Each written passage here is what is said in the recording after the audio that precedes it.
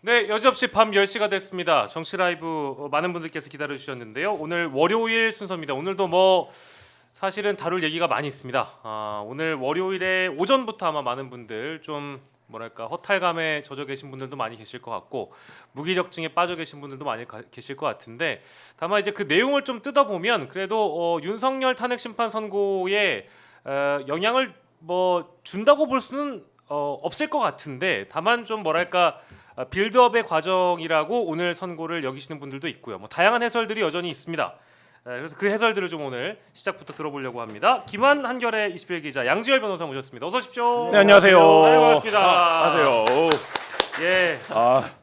올 때마다 당황해요. 예, 왜요? 사람은 몇 명 없는데 막 엄청난 사람들이 와 있는 것처럼 예. 음향 효과를 내. 밤 10시에는 잠을 확 깨워야 이렇게 돼요? 좀 그래도 좀 분위기를 좀 띄워놔야 네. 지금 이 시간에 좀 졸려하시는 분들이 계시거나 아니면 기운이 빠지신 분들이 있을 것 같기 때문에 이 시간에 졸려하시는 분들은 주무시는 게 낫지 않을까? 왜 그래? 왜 아니 그래요? 제가 오늘 그 다른 방송에서 이제 뉴스가 너무 스트레스 받으니까. 근데 김진애 의원님을 뵀는데 네. 그래도 밤 10시에는 그 정치 라이브가 제일 볼만하다고 이렇게 말씀 주시기도 하셔가지고 소중한 한 분 한 분 모셔가면서 저희가 아무튼 정주행하고 있습니다. 많은 분들 도와주시고요. 일단은 오늘 뭐 일단 그래요. 뭐 오늘 한덕수 국무총리 직무 복귀했습니다. 직무 복귀했고 탄핵 심판 선고는 당연히 이제 기각이 됐기 때문에 직무 복귀가 됐겠죠. 근데 이게 뭐 엄밀하게 얘기하면은 그 기각 5 또 인용 1 각하 2 이렇게 나왔습니다만 내용을 또 뜯어보면 저는 4대 1대 1대 2 뭐 이런 느낌도 좀 들고요. 왜냐하면 그 중에 5명 중에 한 명이 이제 김복형 재판관의 이 결정문을 보고 나니까 기각은 기각인데 완전히 다른 이제 기각이다 이제 이런 인상도 받았고요. 두 분의 먼저 이제 짧은 총평을 먼저 듣고 시작하면 좋을 것 같은데 오늘 하루 종일 이런 질문을 받으셨겠지만 그래도 정치 라이브니까 뭔가 색다르고 신선하게 안 해주셔도 돼요. 갑자기 막 부담감으로. 부담 드리려고 했는데 그래도 총평을 좀 해주신다면 양지열 변호사님. 일단 저는 이것 때문에 스트레스는 안 받으셨으면 좋겠어요. 스트레스 받지 마라. 스트레스는 안 받으셨으면 좋겠고 네. 윤석열 탄핵과 겹치는 부분이 거의 없습니다. 네. 거의 없고 헌법재판소 재판관들의 성향 같은 것들이 분명히 드러나 보이긴 합니다.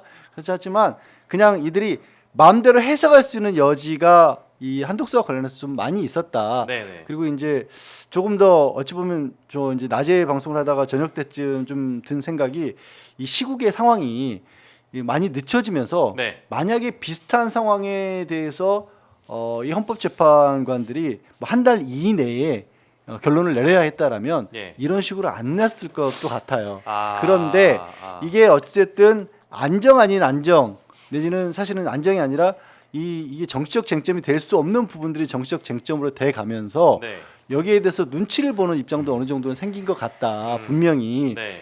그리고 그때 왜 한 달 이내라고 했으면 사실 그때는 생각해 보시면 이 뭐 국민의힘 쪽에서도 그랬었고 네. 이 계엄과 관련된 사람들도 윤석열 빼놓고는 나머지는 이거 끝났다. 이거 누가 이거에 대해서 뭐 가타부터 따질 게 있냐라는 정도의 분위기였는데 예. 그 이후 시간이 흘러가면서 어떻게든 뭐 극우 유튜버들 뭐 내지는 극우 집회하는 사람들 또 뭐 이걸 선동하는 사람들 나오고 하면서 좀 분위기가 왜 이렇게 가고 있지 하는 분위기가 생겼잖아요. 예. 그러다 보니까 이 헌법재판소 결론도 이 지경까지 갔는데 네. 하지만 하지만 다시 한번 말씀드리지만 윤석열의 탄핵과 겹치는 부분은 없다. 없다. 별개의 심판이다. 완벽히 별개의 심판이다. 예. 그러니까 이제 오늘만 하더라도 사실은 이걸 7대 1이라고 부르면서 극우 유튜버들 사이에 헌재 만세 거의 부르고 있고요. 네. 이제 이 분위기로 가면은 윤석열도 기각된다라면서 심지어 8대 0이라고 주장하는 유튜버도 제가 오다가 봤는데 거의 뭐 극우 유튜버들 보면 오늘 자기네가 시위에서 우리가 이겼다 이런 분위기로 맞아요. 지금 가고 있어요. 왜냐면 문영배 그 재판관 집 앞에 가서도 지금 시위를 하고 있고 맨날 뭐 헌재가 판결 이렇게 하면 이렇게 할 거다 저렇게 할 거다 심지어 또 그렇게 해서 살해 예고를 했던 유튜버가 오늘 검찰이 영장을 반려해서 풀려나는 일까지 있었기 때문에 그렇죠. 뭐 그런 상황들에서 이 부분이 어쨌든 또 하나의 불쏘시개로 쓰이는 것이 굉장히 유감이고 기본적으로 저는 뭐 판결이 몇 대 몇이다 이거는 뭐 헌법재판관들이 각각 판단했고 있다가 또 얘기를 하겠지만 네. 헌법재판소가 이제 그 헌법정치재판소가 됐다라는 비판을 좀 피하기는 어려워 보인다라는 생각이 자꾸 들어요. 이유가 뭐냐면 네네. 윤석열 탄핵 심판에 돌입하면서 공보관이 두 가지 얘기를 했습니다. 국정 굉장히 불안정한 상태이기 때문에 이 판결을 빨리 한다. 그리고 국론이 극히 분열된 상태이기 때문에 또 이 판결을 빨리 한다라는 취지의 얘기를 했는데 이 두 가지 상황을 지금 헌재가 100일 넘게 방치하면서 그렇죠. 다른 판결들을 냈을 때 그게 어떤 법리적인 결과로만 받아들여지지 않고 당연히 그 나눠져 있는 시민들에게 정치적인 선택으로 받아들여질 수밖에 없는 상황을 스스로 초래하고 이렇게 판결을 내고 또 이런 상황들이 지금 이제 또 지속되고 있고 불확실성이 쌓이고 있는 상황. 네. 이 상황 자체는 헌법재판소가 어떤 이유와 변명을 된다고 하더라도 그리고 윤석열 판결에 대해서 어떤 그 탄핵에 대해서 어떤 판결을 한다고 하더라도 우리가 이제 뭐 사법의 정치화다 이런 얘기 많이 했는데 네. 헌재의 정치화를 이제 좀 제도적으로 개선해야 되는 상황까지도 왔다 이런 생각도 듭니다. 아우. 미래에 실제 이런 일은 사실 두 번 다시 있으면 안 되겠지만 탄핵 심판이라는 게 뭐 모르겠어요. 뭐 우리가 사실 박근혜 전 대통령 탄핵할 때만 하더라도 이런 일이 또 있을까? 이런 생각을 했는데 이게 반복이 됐잖아요. 네. 반복이 네. 아니라 차원을 달리해서 더 그렇죠. 완전 저는 뭐- 이거 말도 안 되는. 네. 그러니까 지금 뭐 기자님 잘 지적을 하셨는데요. 아까 제가 그 분위기라는 거를 얘기를 하는 바람에 혹시 또 극우 유튜버들이 주장하는 그런 정치적 분위기를 얘기하는 건가 오해하실까봐. 네네. 그럼 진짜로 그 사람들 말대로 되고 있는 거 아니야? 예, 절대 그런 아닙니다. 의미가 아니라 네, 절대 아닙니다. 무슨 얘기냐면요. 네. 오늘 많은 분들이 이제 도대체 이게 무슨 소리야라고 아마 이 느낀 것 중에 하나가 이제 뭐 문영배 권한대행도 포함해서 뭐 이미선 재판관도 그렇고. 이미선 재판관도 그렇고 네. 아니 지금 재판관 임명하는 거 분명히 위헌이고 위법인데 네. 근데 파면을 시킬 만큼 중대하진 않다. 네. 특검 임명하지 않은 것도 그런 네. 취지로 판결을 했잖아요. 그렇습니다. 네. 그게 만약에 이 한 달 이내였다라면 그때 분위기에서는 빨리 수습하자는 쪽에 의견이 훨씬 모아질 수가 있어요. 빨리 수습하기 위해서라면 헌법재판관도 임명을 해야 되고 특검도 임명을 해야 되는데 네.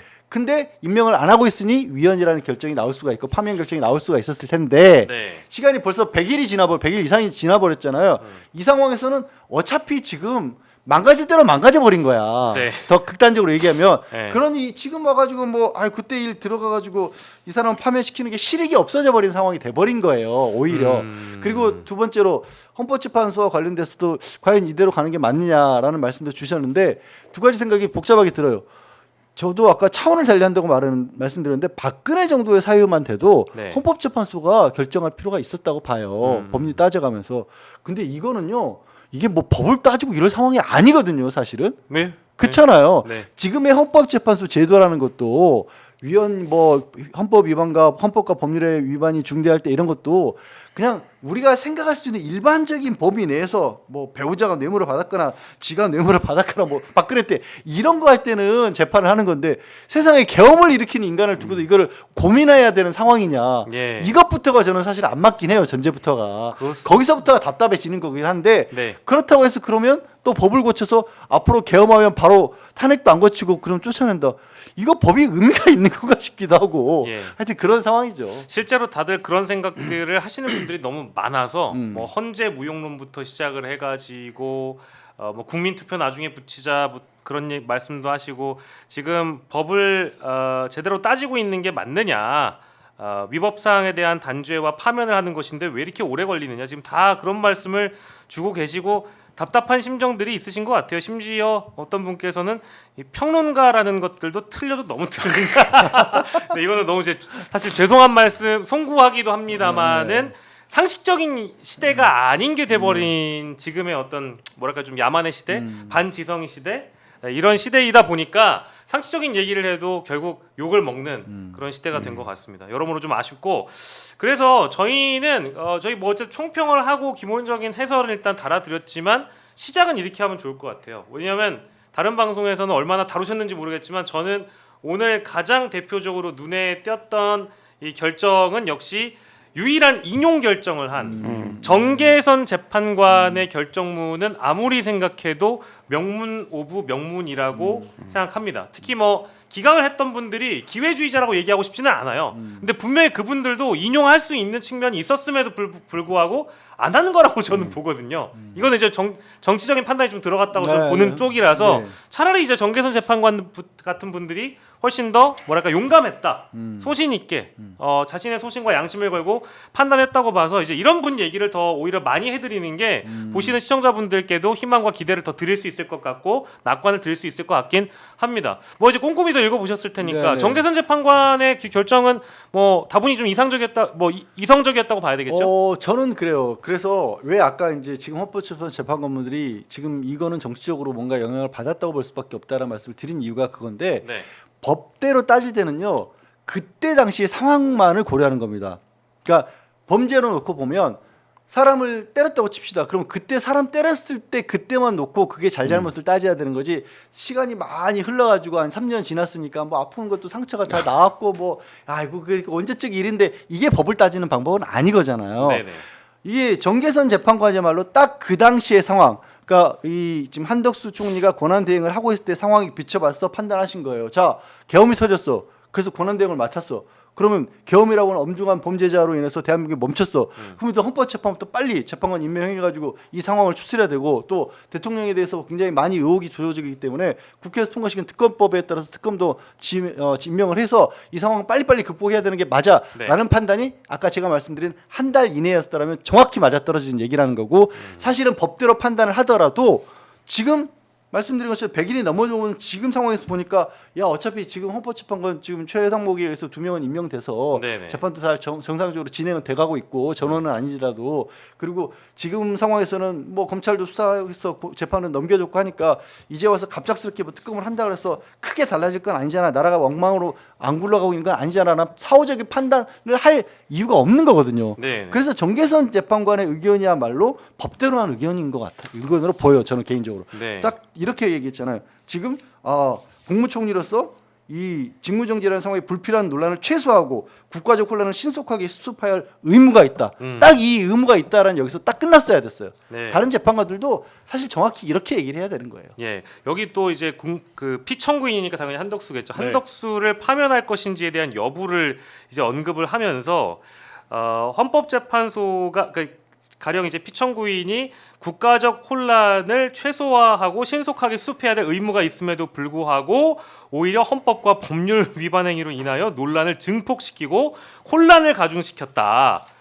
이런 판단 들어가니까 좀 저는 속이 좀 시원한 측면도 있었고 헌법적 위기 사항을 초래하게 만드는 등 그 위반의 정도가 파면을 정당화할 수 있을 정도로 중대하다라면서 특검 추천하지 않은 것 그리고 헌법재판관 임명하지 않은 것에 대해서 아주 명시적으로 당신은 파면에 이를 정도가 있는 사람이다라고 딱 콕 집었잖아요. 그러니까 정계선 재판관의 판단이 사실 그동안이 헌재가 내렸던 판단과 가장 궤를 같이 하는 판단이에요. 그러니까 앞에 3개 부분, 그러니까 5개 아니지 않습니까? 한덕수 네. 총리에 대한 탄핵 그 소추 사유가. 네. 근데 앞에 3개에 대해서는 뜻을 같이 했어요. 그러니까 마찬가지 뭐냐면 김건희 특검법에 대한 제2요구라든지 비상계엄 문제라든지 한동훈 대표와의 공동 국정 운영에 대해서는 다른 헌법 재판관들과 각하한 분들 제외하고 뜻을 같이 했는데 그 내란 상설 특검 후보자 추천을 거부한 문제랑 그다음에 헌법재판관 미임명한 문제에서 판단을 달리한 거예요. 어떻게 판단을 달리했냐면 내란 상설 특검 후보자 추천 거부한 문제를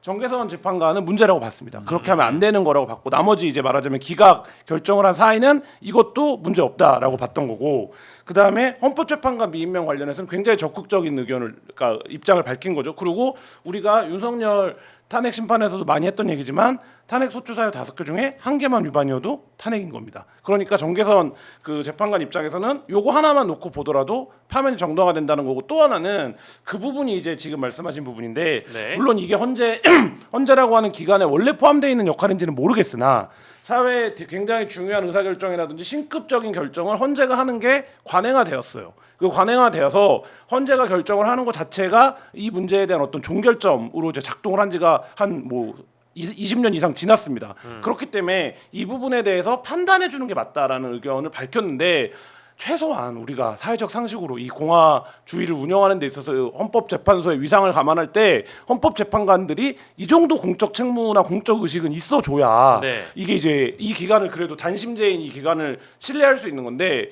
8명의 헌법재판관 중에 유일하게 정계선 재판관만 그 의견을 좀 입장을 밝혔다라는 점을 좀 주목해서 볼 필요가 있을 것 같습니다. 나머지 이제 재판관들 굉장히 아쉽게도 네네. 이제 헌법 위반은 법률 위반은 맞는데도 불구하고 가지고 파면할 정도는 아니다라고 판단했던 거에 그 근거가 이제 그 법적으로는 그럴듯하게 들려요. 뭐냐면 네. 이런 겁니다. 헌법 위반은 맞긴 한데 그럼 이 사람이 왜 그랬는지를 한번 따져보자.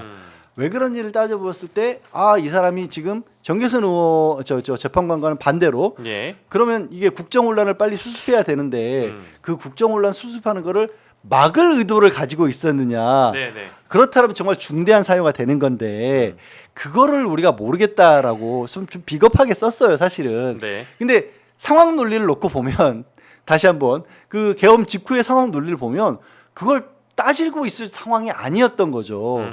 그것만으로 이제 정계선 재판관의 의견이 맞는데 그럼에도 불구하고 이제 이 지금 이 헌법 한덕수라는 사람이 역할을 맡은 지 열흘도 안 된 시점이었다. 네. 근데 앞으로 상황이 어떻게 전개될지 모르는 상황이었는데 그 열흘밖에 안 된 상황에서 결정을 서두르지 않았다라는 이유만으로 우리가 이제 파면하기는 좀 부족하다. 그러니까 그 한덕수가 왜 그런 결정을 내렸는지 우린 잘 모르겠다라고 사실 비겁한 변명을 한 거죠. 그건 비겁했습니다. 네, 비겁한 변명을 한 거예요. 예, 그러니까요. 뭐 여야 합의가 있어야 된다라는 식으로 네. 실제 한덕수 당시 권한대행이 밝히기도 했고 이제 그런 헌법재판소를 사실상 뭐랄까 이제 마비시키기 위한 하나의 전략으로 야당도 인식했기 때문에 그쵸. 탄핵소추안이 가결이 된 겁니다. 이제 그거에 대해서는 저는 뭐 더 양보하고 싶은 생각이 전혀 없고 뭐. 한덕수 국무총리가 일단 이제 직무에 복귀를 하면서 결국 마은혁 후보자 임명권이 또 대두가 될 수밖에 없는 상황이 됐어요. 왜냐하면 후보자 임명에 대해서는 헌법재판관들이 이것은 반드시 이제 임명해야 된다라고 이야기하는 재판관들이 다수이다 보니까 오늘 민주당에서도 마은혁 후보자 임명해라라고 일단 요구를 했습니다. 근데 오늘 뭐 대국민 담화문 제가 쭉 읽어봤는데 그런 내용 1도 없잖아요. 없어요. 그리고 기자들이 물어봤는데 뭐 또 뵙겠다라는 식으로 일단 얘기했다는 거 뭐 기자이시니까 질문했는데 동문서답하거나 대답 안 하고 넘어가면 마음이 없다라는 거잖아요. 없죠. 오늘 판단하지 않겠다라는 거는 그 부분에 대해서 즉시 임명하거나 혹은 이제 헌법재판소의 결정에 부응하는 결정을 하지 않겠다는 입장을 밝힌 것과 마찬가지인데 저는 이제 민주당의 고민이 시작된다고 봅니다. 왜냐하면 오늘 판단 중에 이런 거 있는 거잖아요. 기간이 너무 짧았다. 네네. 그렇기 때문에 적극적으로 임명하지 않고 종국적으로 임명하지 않으려고 했는지의 의사가 확인되지 않는다라는 취지가 있는 거잖아요. 네네. 그리고 그때는 권한쟁의 심판이 나기 전이었기 때문에 이 부분에 자기 의무가 있다라는 거에 대해서 생각을 달리했을 수 있다라는 점도 포함되어 있습니다. 네. 근데 오늘 판결에서 그 부분을 명시했거든요. 뭐라고 명시했냐면 헌법상에 자기 의무가 있다라고 명시를 했어요. 네. 판결했단 말이죠. 그러면 지금 상황은 하루하루가 늘어나는 게 헌법재판소의 결정에 반하는 시간들을 보내게 되는 겁니다. 그러면 결국에 민주당이 한덕수 대행이 그럼에도 불구하고 마은혁을 임명하지 않는 상황이 하루 이틀 사흘 나흘 이렇게 가는 상황에서 네. 어떤 판단을 내릴 것이냐. 그럼 이거를 법과 원칙대로 하면 또 탄핵하는 것이 사실 맞거든요. 네. 근데 이제 그 부분에서 최상목 대행도 마찬가지고 민주당은 이제 어쨌든 정치를 하는 정당이다 보니까 계속 정치적인 판단을 해왔어요. 그러니까 예를 들면 이것까지 하면 프레임에서 우리가 너무 또 탄핵만 한다고 하지 않을까, 국정 혼란이 되지 않을까 이런 상황들 판단들 속에서 그리고 이거보다 더 중요한 게 윤석열이 탄핵되는 거지라는 판단 속에서 이걸 밀어왔는데 네. 이런 법과 원칙을 조금씩 말하자면 관용을 베풀고 양보해왔던 상황을 국민의힘과 극우 세력이 이용하면서 지금 여기까지 끌고 온 거거든요. 그러니까 사실 그러면 여기서보다 좀 근본적인 고민의 지점이 하나 발생을 했고 그 이전에 한덕수 대행이 이렇게 나오는 거는 저는 그러면서 오늘 뭐 좌도 우도 아니라 뭐 위로 가자라는 얘기를 했는데 네. 이거는 마은혁 임명을 지금 좌의 결정이라고 본다는 건지 본인이 뭐 어떤 건지에 대해서 한덕수 대행이 이 태도로는 앞으로 공정한 그러니까 말하자면 최대한 선회해서 생각해 보면 헌재가 국정에 부담이 되는 걸림돌이 될 수 있는 혹은 뭐 이런 것들을 먼저 다 정리를 하고 대통령 탄핵을 시키고 네. 공정하게 선거 관리를 해서 60일 후에는 새로운 대통령을 뽑는 안정화로 가자. 뭐 이렇게 이런 시간 타임테이블에 따라서 판단한 거라고 하라면 이런 한덕수 대행을 믿을 수 있겠는가? 뭐 이런 또 약간 근본적인 의문이 드는 거죠. 마은혁 후보자 임명 안 하면 다시 탄핵하는 건가요? 참 그게 네, 민주당이 어떻게 할까요? 고민일 수밖에 없죠. 이제 정치적 어떤 문제점은 김 기자님 잘 짚어주셨으니까. 네네. 만약 법적으로는 지금도 임명 안 하는 건 이제 명백한 그렇죠. 위헌이 돼버린 겁니다. 이번에 이제 결정문에 그렇게 명시적으로 써놓지는 않았지만 이게 헌법재판관을 임명하지 않는 게 위헌이고 위법이라는 얘기는 최상목에 대해서 이제 권한쟁의 심판을 하면서 헌법재판 처음으로 결정을 했었고 네. 그 이전에 한덕수가 지금 권한대행할 때는 그게 명확하지 않았거든요. 근데 지금은 명확해졌잖아요. 네. 헌법재판소가 명확하게 위헌 위법이라고 했기 때문에 상황이 완전히 달라진 건 맞아요. 네. 지금도 안 해버리면 이건 탄핵을 안 시키면 헌법재판소도 우스워지는 그런 상황이 돼버린 겁니다. 네. 다만 이게 마흔역 그렇다고 헌법재판관을 빨리 임명을 하게 되면 뭐가 또 골치 아픈 상황이 벌어질 수 있냐면 네. 국민의힘 쪽에서 아마 마흔역을 포함시켜서 다시 변론을 해라. 빨리 마흔역 후보자, 마흔역 재판관이 받아라. 변론 갱신해라 이거 갱신해라. 합니까? 그러면 12차에 걸치는 변론 과정을 전부 영상으로 틀어서 마흔역 재판관이 혼자 앉아서 그걸 다 본 다음에 네. 그 다음에 다시 재판은 평일을 다시 시작해야 돼요.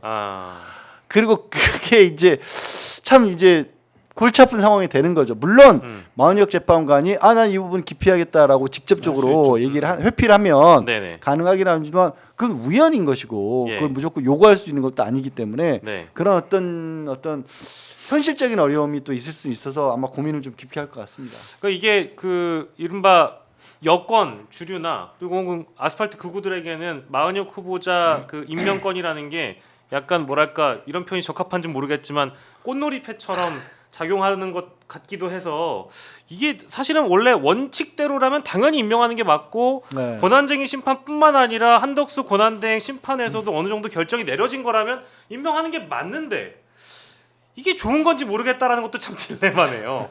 어떻게 생각하세요? 지금 뭐 여러 가지 썰들이 나오고 있는데 뭐 이런 얘기 있는 거 아닙니까? 그러니까 한덕수 대행이나 최상목 대행이 시절에 마흔역을 만약에 임명을 강행을 하면 다른 국무위원들이 항의의 뜻으로 다 사퇴한다. 그래서 맞아요. 사실상 국무회의를 마비시킨다. 네. 이런 이제 그 국무회의를 왜 마비시키는 겁니까? 그러면 탄핵 결정이 나도 60일 안에 어떻게 할 선거를 건데? 못 치르게 하겠다. 뭐 이런 이제 썰이 돌 정도로 이 문제가 어떤 법과 원칙에 기반한 판단이 이루어지고 있는 게 아니라 이 탄핵 선고를 둘러싸고 양쪽 진영 간의 어떤 공학적인 판단 대상 뭐 이렇게 돼버린 상황 이 자체가 지금 우리가 갖고 있는 어떤 법치주의라든지 삼권의 원리가 희롱당하고 있는 상황인 거거든요. 그러면 저는 지금이라도 예를 들어서 탄핵할 거야 안 할 거야 이런 게가 아니라 한덕수 총리한테 이 부분을 민주당이 진지하게 설명하고 설득하는 자리를 가져야 된다라고 봅니다. 그러니까 예를 들면 이게 단순히 예를 들면 유불리는 지금 따질 수 없어요. 예를 들면 마흔역 재판관이 돌아간다라고 해서 민주당에 더 유리하다 뭐 이런 거 아닐 겁니다. 현재 수사는 아니에요. 정치적 상황. 그럼에도 불구하고 민주당이 딛고 있는 어떤 기반이 네. 원칙과 명분이라고 한다면 이 부분에 대한 관철을 한덕수 총리에게 당연히 최대한 그러니까 말하자면 뭐 그분이 여야 합의 좋아하시는 분 아닙니까? 그러니까 최대한 합의할 수 있는 과정으로 밟아나가고 그 과정을 통해서 국민들에 대한 설득이 필요하고 명분에 대한 네. 이게 필요하고 저도 한덕수 총리가 이 문제가 이렇게까지 된 상황이면 내일 아침에라도 이 부분에 대한 책임 있는 입장을 당연히 밝혀야 된다. 그게 선행과제다 이런 생각 듭니다. 저 부분이 이제 굉장히 중요한 부분을 지적을 하셨어요. 사실 지금 상황이 많은 분들이 답답해하는 이유가 저자들은 정말 법이고 원칙이고 뭐 다 절차고 다 뭉개고 뭐 헌법재판소 나와가지고 자기 마음대로 들어갔다 나왔다 하고 구속 해나갔다가도 71년 만에 처음으로 그냥 법 하나를 갑자기 한 사람만을 위해서 바꿔서 풀어주고 이런 정말 막 그 대한민국 시스템을 다 그냥 우습게 여기고 있는데 네. 그런데 막상 이 자들을 단죄해야 되는 입장에서는 법과 원칙 절차를 다 지켜가면서 하고 있다 보니까 예. 그게 답답하고 화가 나시는 거잖아요. 하지만 그럼에도 불구하고 거기에 또 국민적 지지가 들어가 있는 거거든요. 네. 그래서 그 부분을 강력하게 요구를 해야 되는 건 맞고 그리고 이 부분은요 사실은 그렇게 국민의힘 쪽에도 꽃놀이 펴만은 아니에요. 그러면 그렇게 해서 만약에 시간이 길어나면 네. 그럼 윤석열이 돌아오나요? 그거하고는 상관없는 문제예요, 사실. 오로지 대한민국이 망가지는 시간만 길어지는 거예요. 대한민국의 국가 지도자가 없는 상황에서 하루하루 혼란이 이어지는 말만 더 길어지는 거기 때문에 네. 국민의힘 입장에서도 이건 바랄 바는 보수주의자들도 그걸 바라지 않을 거기 때문에 예. 그러면 이건 현실적으로 가장 필요한 건 적극적으로 나서셔야 될 때는 어디냐? 헌법재판소예요. 윤석열 파면 결정을 빨리 해야지 이런 문제가 안 생겨요. 윤석열을 빨리 파면하면 마흔역에 대해서도 국민적인 관심사가 확 사라져 버립니다. 그 다음에 뭐 할 일도 없어지는데 이제 그 이후에 또 이제 뭐 다른 거 유명하면 하면 되는 되니까. 그래, 예. 저는 그래서 헌법재판소가 아까 헌법정치재판소라고 불러도 무방한 상황을 자초했다고 보는데 이게 저는 3월 26일 이후에 헌법재판소가 판결을 당연히 할 거라고 보는데 이 3월 26일까지 헌법재판소가 상황을 끌고 온 거 아닙니까? 네. 근데 끌고 온 이유는 뭡니까? 여의도에서는 국민의힘, 광장에서는 극우 세력들이 계속 그 부분을 요구해 온 거잖아요. 그러니까 예를 들면 이재명 재판 이후에 판결해라. 예. 요구를 해온 거란 말입니다. 근데 그 부분에 대해서 사실 헌법재판소의 변론 과정을 보면 3월 26일 이전의 판단을 충분히 할 수 있는 시간적인 물리적인 여유가 있었습니다. 근데 그거를 특별히 이유를 알 수 없는 예를 들면 최소한 이 정도로 길어지고 국민적 관심사가 높으면 헌재 공보관이 매일 나와서 설명이라도 해야죠. 오늘 왜 못하고 있는 건지 지금 어떤 게 문제인지 그런 소통이 전혀 없죠. 예, 그런 사회적 커뮤니케이션은 전혀 안 되고 헌재는 한국 사회 위에 떨어져 있는 점 하나에 있는 조직이 아니거든요. 어쨌든 사회적 커뮤니케이션 안에 있는 조직인 겁니다. 근데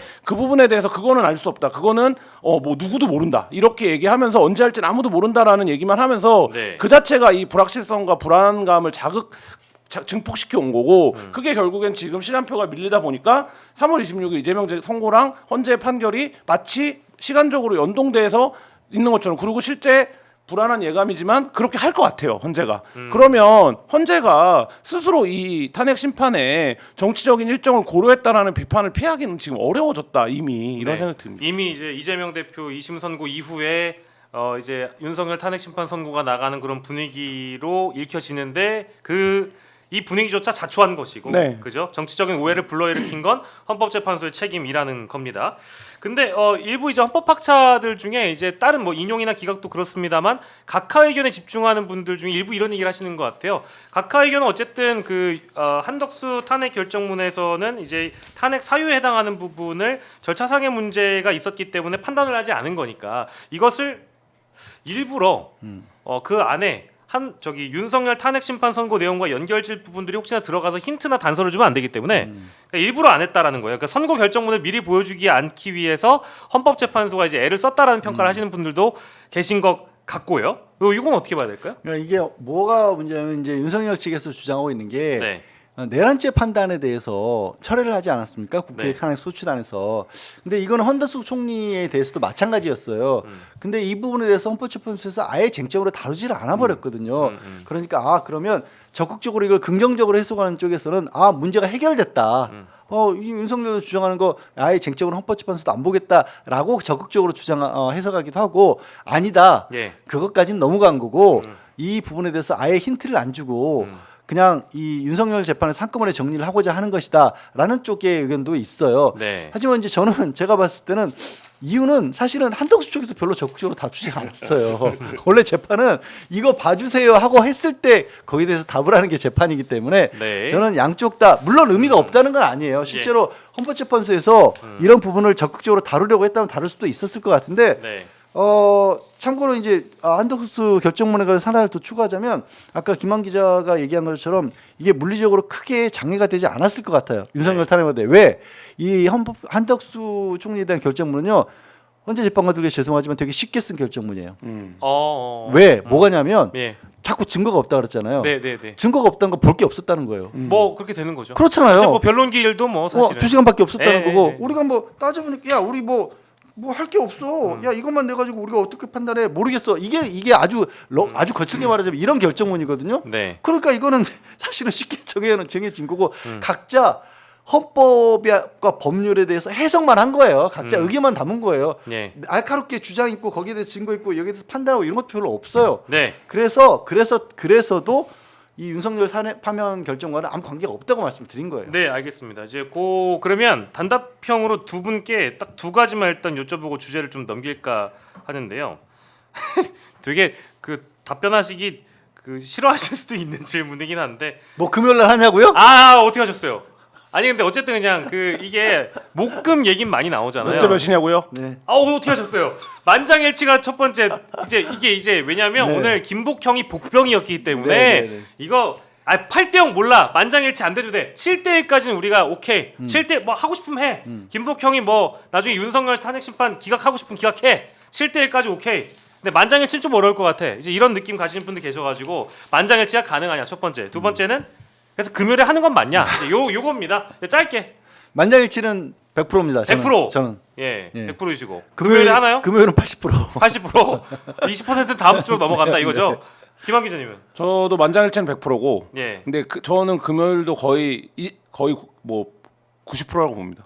금요일이 90%요? 네. 그럼 두 분 약간 90이 더 높은 그러니까 아까 이제 헌재가 정치적 일정에 대한 고려가 있다라고 했는데 저는 26일 판결에 따라서 헌재가 예. 다음 주로 넘길 수 있는 가능성이 있을 것 같은데 네네. 그럼에도 불구하고 지금 이제 말하자면 더 할 게 없어요. 네. 그 금요일 전까지 정리가 미룰 되면 미룰 이유가 없어요. 그러면 네. 저는 28일 날은 할 거라고 봅니다. 28일 금요일엔 한다. 네, 그러면 김한 기자님 주간지잖아요. 그렇죠. 금요일에 결론 나오면 어떻게 되는 거예요? 그건 뭐 저희의 사사로운 입장이라면 주관하는 거죠 뭐. 알겠습니다, 그냥 알겠습니다. 주관하는 거죠, 김 여러분 기자님. 주간지 기자님들은 발행 시점에 따라서 굉장히 아유. 고생하는 날짜가 많이 아유. 차이가 난다고 합니다. 네. 그래서 여쭤본 거고요. 요거 이제 한덕수의 결정문은 아니고요. 한덕수의 담화문에 보면 조금 의미심장한 표현이 나와가지고 이런 표현이 나옵니다. 남은 기간 재간해를 모든 판단의 기준을 대한민국의 산업과 미래 세대 이익을 두겠다. 그러니까 남은 기간이라고 했어요. 재간해를 모든 판단의 기준을 대한민국 산업과 미래 세대의 이익에 두겠다.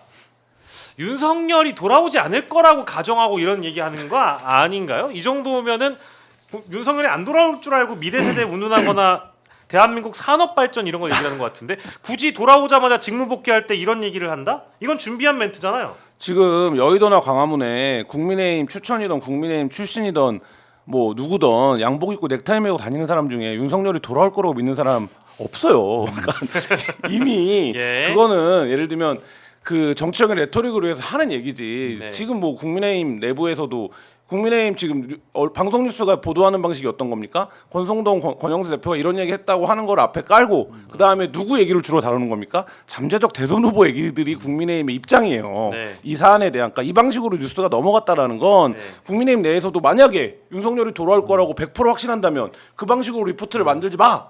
이렇게 항의를 해야죠, 당연히. 그렇죠. 방송 뉴스가 왜 이 윤석열이 못 돌아올 것 같은 조기 대선 분위기를 잡고 있어라고 하는데 제가 뭐 기자 입장에서 보면 지금 국민의힘에 대선 나오려고 하는 분들이 사안마다 자기 멘트가 들어갔으면 좋겠어서 굉장히 적극적으로 활동을 하고 계시고 국민의힘 그거 놔두고 있잖아요. 예. 이것만 봐도 당내에서 이미 시간표는 돌아가기 시작한 거기 때문에 네. 아무도 윤석열이 돌아온다고 사실 내심 진지하게 생각하지는 않는다. 예. 뭐 이 말씀을 하나 뭐 먼저 드리고요. 네. 그 다음에 이제 뭐 그 부분 뭐라고 설명해야 될까요? 뭐 듣고 얘기하겠습니다. 미래 산업, 네. 예, 미래 세대, 한국의 미래 산업.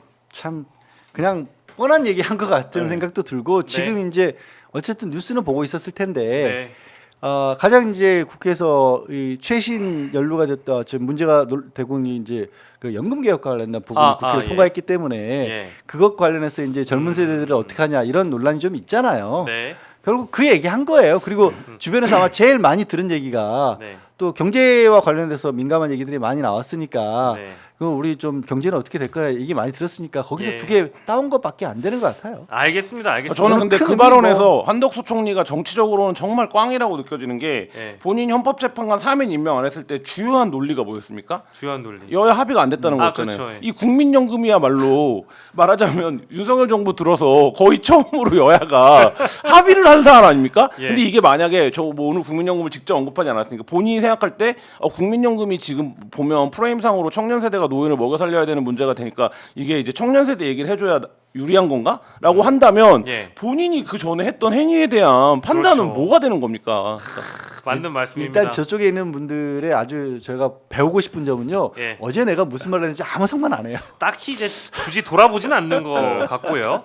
이거 사실은 이제 그 몇 대 몇 그리고 탄핵 선고의 시기 이제 이런 얘기는 여러분들 진지한 예측을 좀 이렇게 내려놓으시고 한 정보지에 따르면 용산에서는 역술인 백제권의 말을 인용해 3월 선고는 인용 4월 되면 수가 보인다. 이제 이런 분위기가 있다라는 설이 이제 이렇게 뭐 이렇게 나오나 봅니다. 근데 지금 보수 성향의 일간지들 대다수가 이제 4월 이런 얘기 많이 하잖아요.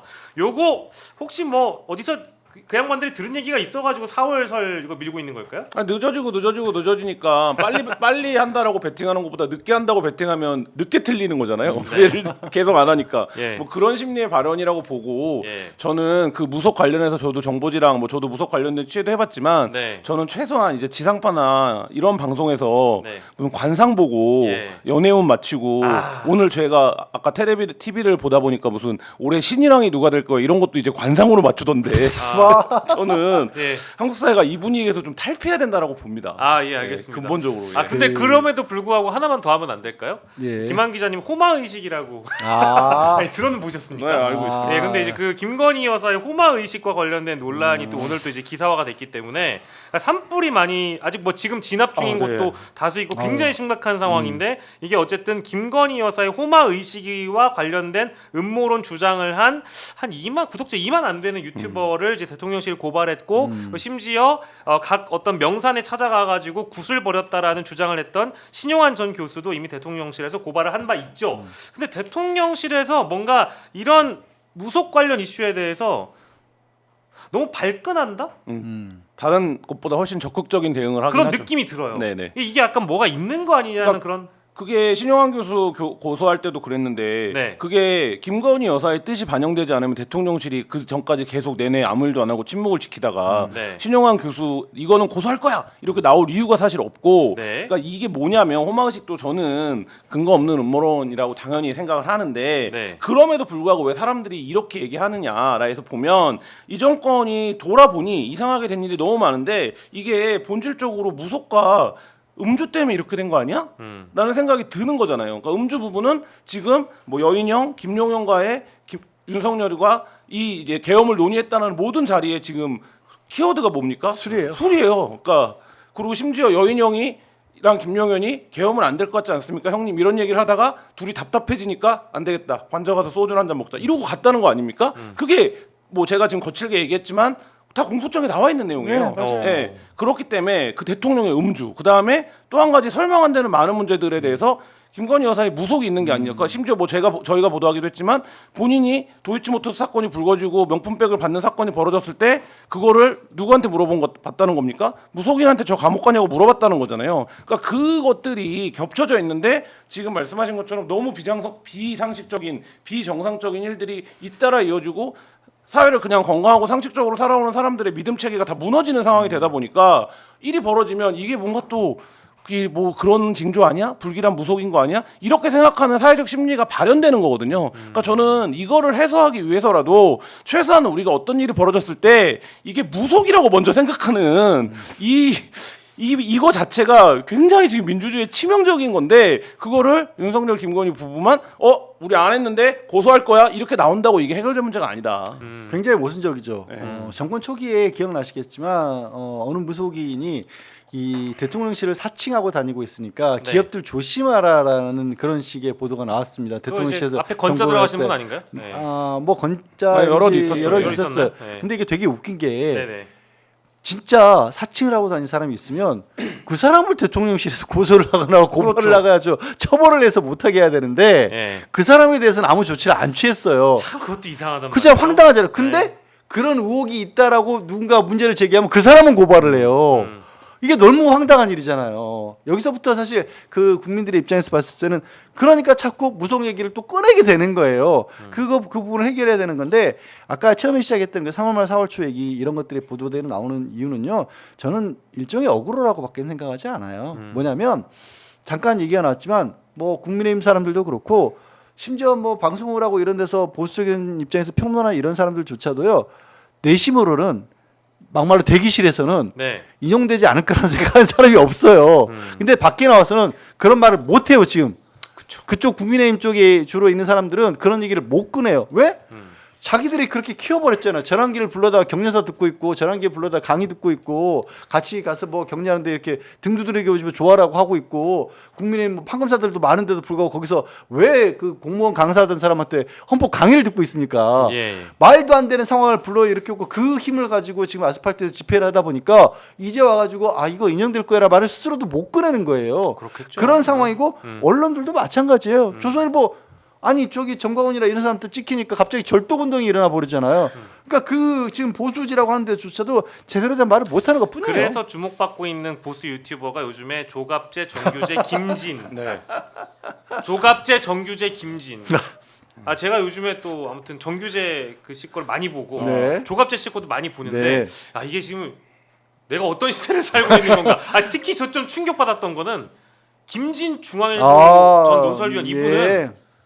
과거에 제가 뭐 100번 토론이나 지상파 네. 때 제가 느꼈던 거와는 완전히 다른 해석, 그러니까 제가 기대하지 못, 생각하지 못했던 너무 멀쩡한 얘기를 하시죠? 8대 0. 네. 이겁니다. 그냥 8대 0. 중간에 그 얘기를 유튜브에서 하면서 네. 꼴보들한테 놀아나지 말라고 하세요. 야, 그 이게 그거 왜 그러는 거예요?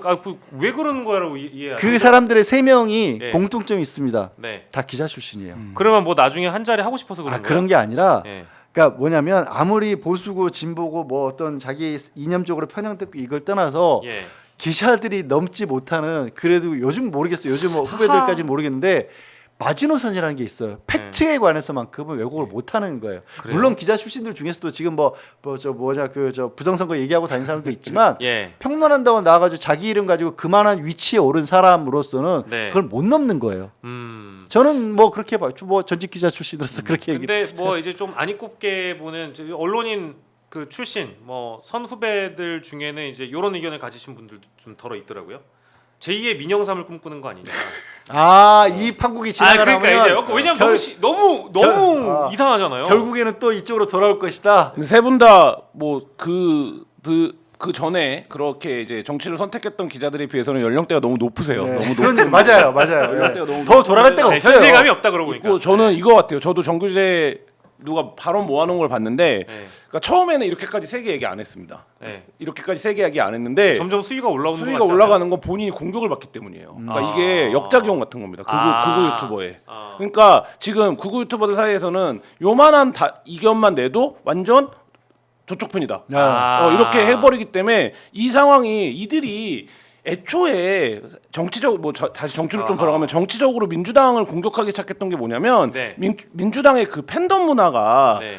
너무 지나치게 말하자면 의사결정의 왜곡을 부르고 특정 정치 지도자에 대한 영웅화를 불러서 그게 오히려 권위주의로 나아가고 사회적 의사결정에 이런 식의 이제 비판 논리 구조를 갖고 있었던 거거든요. 민주당 지도자들에 대한 지도자와 그 팬덤 상황에 대한. 근데 본인들이 최근 한 100일 사이에 그걸 엄청 역으로 당하고 있는 상황이라는 게 느껴지고 그래서 그 부분에 대한 반발이 있는. 그래? 그러면 내가 사실만 정확하게 얘기할게. 저는 오늘 김진 그 위원의 발언에 대해서는 네. 정광훈 프로에서도 논평을 하더라고요.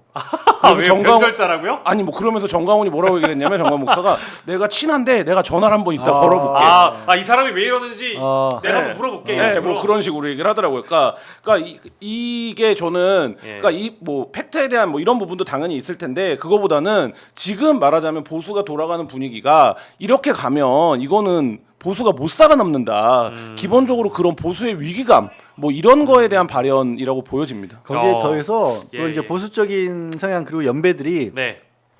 다들 이른바 잘못된 방향, 좋지 않은 방향이긴 하지만 권위라는 것에 굉장히 의존하는 사람들이에요. 그걸 내세우는 사람들이에요. 근데 이 사람들 입장에서 지금 극우 유튜버들의 판세를 이끌고 있는 그런 중심적인 인물을 보니 네. 도대체 저것들이 뭔데 나와가지고 저런 얘기를 하고 있고 지금 왜 권영세, 권성동 저 지금 쌍구원들은 나와가지고 비대위원장 대표식이나 하고 있는 사람들, 원내대표식이나 하고 있는 사람이 저런 인간들 말을 듣고 있어? 예. 못 받아들이는 거예요. 그 연배의 언론인이라고 불렸던 시절을 살았던 사람들 입장에서는 예. 너무 한탄스러운 거죠. 저도 뭐 그렇게 또 말씀하시니까 좀 일부 이해는 됩니다만 내일 모레 당장 이재명 대표 이제 선고가 있는데 제가 오늘 또 오면서 봤던 영상은 정규재 씨가 그런 얘기를 또 하더라고요. 아니 이제 보수지에서 대부분 이제 지적을 하는 이재명 대표가 연루됐던 여러 이제 사건들 중에 관련자들이 이제 숨지는 문제와 관련돼서 그거를 이제 누가 막 뭐라고 하니까 그거를 왜 이재명이 책임을 져야 되느냐? 검찰이 그렇게 무도하게 수사를 했기 때문에 그 사람들이 그런 선택을 할 수밖에 없었던 것이지 왜 그걸 이재명 대표가 책임주냐라고 정규재 씨가 얘기를 하고 진짜요? 있어요. 그거 그래서 난 그건 이제 야 상황이 이건 좀 야 이건 너무 이거는 꽤 세다. 선 넘었네. 이런 발언에 대해서는 뭐 이제 역시 뭐랄까 그 대담 효과를 받아서 이런 말씀을 하시는 건지 뭐 선후 관계는 모르겠습니다. 제가 봤던 그게 과거 영상인지 현재 영상인지 모르겠는데 아마도 최근 영상일 거예요. 오. 최근 가장 많이 알고리즘을 돌고 있는 영상 갑자기 중에 정신을 차리셨지. 하나인 걸로 생각이 됩니다. 예, 요거 일단 좀 주제 전환하면서 섬뜩한 내용이긴 해요. 뭐 영현백 주제 그러니까 이제 저희가 이제 윤석열 심판 기각을 전제로 할 게 아니고요. 어쨌든 영현백 관련 보도가 MBC 단독으로 나왔는데 윤석열 복귀 이후에 영현백 입찰 공고를 지난 3월 12일에 올린 거를 국군재정관리단이 올린 거래요. 근데 이거를 민주당 김용민 의원 측이 공개를 했는데 2024년 12월 3,000개를 사면서 4,940개로 보유 수량이 크게 늘어났다라는 부분 이건 일부 보도가 됐던 거고 이후 지난 3월 12일 군은 나라장터에 영현백 구매 입찰 공고를 올렸는데 해당 시점이 지난 8일 윤석열 대통령이 석방된 직후라고 주장을 했다라는 겁니다. 이게 뭔가 석방 시점과 맞물려서 굉장히 좀 섬뜩하게 느껴지기도 하는데 근데 저는 영현병 문제는 그러니까 예를 들면 그러니까 제가 이 말씀을 드리는 이유는 다른 건 없고요. 너무 이게 말하자면 그러니까 끔찍하고 말도 안 되는 의사결정이기 때문에 저는 군이 뭐 그거를 전제로 이 영현병을 구매했다 이러면 저는 다 그러니까 그 연루자 모두 다 내릴 수 있는 최고의 처벌을 내려야 된다고 생각을 하는데 일단 기본적으로 사실관계들이 좀 더 확인될 필요는 있다. 그러니까 군이 이 영현백을 구매한거나 네. 혹은 이런 것들이 비상계엄이라든지 내란에 어떻게 직접적으로 말하자면 뭐 지시사항 속에 있는 건지 어떤 연결고리나 관계가 있는 거. 왜냐하면 이거를 지금 말씀하신 것처럼 나라장터에 올렸다라는 건 누구나 사실 열람 가능하다라는 거거든요. 그러면 이제 뭐 그렇게 일처리를 했던 방식으로 놓고 보면 네. 좀 더 확인할 필요는 있다라고 보는데 그러니까 이런 것들에 대한 보도가 자꾸 나오는 이유가 뭐냐라고 보면. 지금 만에 하나 윤석열이 지금 뭐 보수 농객 3인의 얘기도 했지만 이들도 네. 똑같은 얘기하는 거거든요. 만에 하나 복귀하면 그때는 걷잡을 수 없어진다는 거예요. 그러니까 정말 걷잡을 수 없어지겠죠. 이게 민주당이 하는 정적 공세가 아니라 실제로 오늘 김진 논설위원은 뭐라고 얘기했냐면 내전 상태로 갈 거다. 서울 혁명이 발생할 거다. 이걸 가만히 있겠냐라는 얘기예요. 그러면 실제로 그런 상황으로 갈 수 있는 잠재성을 갖고 있는 거거든요. 지금 사람들의 심리 상태라든지 아니면 네. 이들이 보여준 행태에 대해서 우리가 이거를 법률로 단죄를 못하고 오히려 권력으로 다시 돌아오는 일이 발생하면 저는 그러니까 그거에 대한 어떤 사회적 불안들이 이런 문제를 이것도 그런 거 아니야? 이렇게 지금 바라보게 만드는 네. 뭐 이런 게 아닌가라는 생각이 자꾸 듭니다. 그러니까 그럼에도 불구하고 참 이상한 게 그 영현백이라고 하는 게 그냥 일반적인 상태의 죽음에서 사용되는 게 아니에요. 그러니까 사람이 아무리 뭐 설령 전쟁이 아닌 다른 상황에서라면 사망을 했다고 할지라도 공식적으로 국가기관에서 병원에서 네. 의사가 사망 진단을 내리고 나서 그 다음부터는 장례 절차에 들어가는 거지. 예. 영현백을 이용해서 시신을 수습하는 과정은 우리가 상상하기 상상하기가 어려워요. 음. 그런데 그게 왜 갑작스럽게 4,000개씩이나 필요하냐. 이게 군의 설명만으로는 납득이 안 가는 부분이 있으니까 네. 민주당에서도 문제 제기를 하는 거죠. 이게 이상하다고. 뭐 이거 이제 일단은 그 영현백 구입에 나선 이유를 이제 설명하라고 민주당 쪽에서 촉구를 했으니까 이제 뭐 이거는 이제 국방부 쪽에서 해명을 하면 될 문제라고 일단 보고요. 저는 국방부가 어영부영 갈 게 아니라 만약에 본인들이 그런 의도가 아니라면 명명백백하게 낱낱하게 설명해야 된다고 봅니다. 근데 그게 뭐 이건 민주당의 정치 공세예요. 이러고 넘어갈 수 있는 문제는 아니라는 거죠. 지금 상황이. 예. 그리고 이제 정치권 주제로 가기 전에 어쨌든 지금 뭐랄까 이 계엄 정국, 그 내란 사태 이후에 여러 이제 뭐랄까 국민들을 분노하게 만들었던 그 주역들 중에 검찰총장이었던 이제 심우정 검찰총장이 있죠. 심우정 검찰총장의 자녀 문제에 대한 의혹 제기가 또 나왔는데 일단 요건 이제 한정혜 의원이 긴급 현안 보고 자리에서 심우정 검찰총장의 자녀 신모 씨가 자격 요건이 되지 않았는데 국립외교원과 외교부에 채용됐다고 주장을 했습니다. 이게 이제 즉시 항고 포기 논란이 아니라 실제 포기하고 나서 포기했죠. 예, 그 이후에 심우정 검찰총장에 대한 분노가 정말 들끓으면서 각종 커뮤니티를 중심으로 사실상 심우정 당시 인사청문회의 자료들이나 의혹들이 막 다시 소환되면서 요 내용이 이제 꼬리에 꼬리를 물고 또 나온 것 같아요. 그래서 이 한정혜 의원이 주장을 한 거를 보니까 국립외교원이 기간제 연구원 다급에 해당되는 연구원을 채용하겠다는 공고를 내면서 그때 자격 요건이 뭐 해당 분야 석사학위 소지자, 학사학위 소지 후 2년 이상 관련 근무자로 명시돼 있었는데 이 자격 요건이 미달됐는데도 불구하고 심우정 검찰총장의 자녀가 여기에 채용됐다라는 이제 의혹 제기입니다. 요거는 근데 인사청문회 때 유사한 내용이 나왔던 걸로 제가 일부 기억을 하기도 하고 이거 어떻게 봐야 될까요?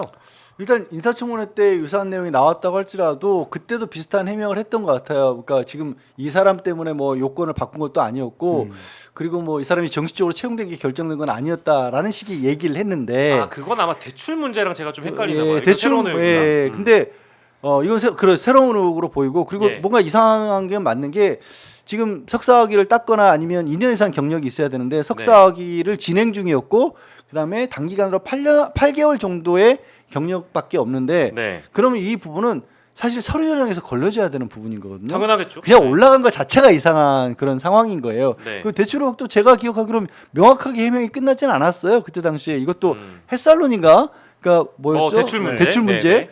500만 원인가를 받았다라고 하는데 30대에 독립생계를 했으면 정말로 어려워서 그랬을까? 근데 본인의 SNS에는 명품백 사려고 오픈을 했다라는 얘기가 그럼 대출 받아서 명품백 사러 갔다는 얘기인지 되게 희한한 일이 있었고 네. 이런 부분이 이제 그 바라보는 국민입에서 화가 나는 게 이게 누군가의 권리를 포기하게 만들고 자신이 혜택을 보는 문제에 대해서 이제 분노하게 만드는 거죠. 그 의혹이 사실이라면. 그러면서 딱 조국 전 대표를 생각하지 않을 수가 없는 거죠. 네네. 그러면 도대체 조국 대표의 자녀는 뭐가 되느냐? 예. 갑자기 그러니까 의사 과정을 다 거치고 수련까지 다 마쳤는데 갑자기 고졸이 돼버렸던 사람은 네. 어떻게 하느냐? 예. 왜 그러면 검찰 내부에서 항상 이런 문제가 불거져도 제대로 수사 한 번 안 하고 위야무야 다 없어지고 마는 것이냐라는 거죠. 지금 여러 가지 것들이 있잖아요. 검찰이랑 이건 경찰과 관련된 부분이긴 하지만 최근에 논란이 크게 일어났다가 어떻게 되는지 모르고 사라져버린 게 이철규 의원 자제 문제도 어디 가는지 나오지도 않아요. 그건 또 그렇네요. 예, 보도 본 적 있어요?